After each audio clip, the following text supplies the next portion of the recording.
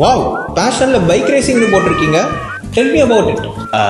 பொதுவாக எல்லாரும் வண்டி ஓட்டும் போது இல்லை சார், அவங்க ஒழுங்கா ஓட்டணும், அவங்களுக்கு எதுவும் ஆகக்கூடாது அப்படின்னு தான் வேண்டிப்பாங்களே சார்.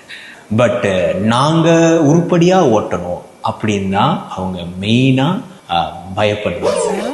இந்த ரெட் சிக்னல் இருக்கும்போது தான் கரெக்டாக கிராஸ் பண்ணுறது, ராங் வேல போகிறது, போலீஸ்கிட்ட மாட்டி அடி வாங்கிறது, இதெல்லாம் தான் சார் எங்களோட டெய்லி ரொட்டீனே.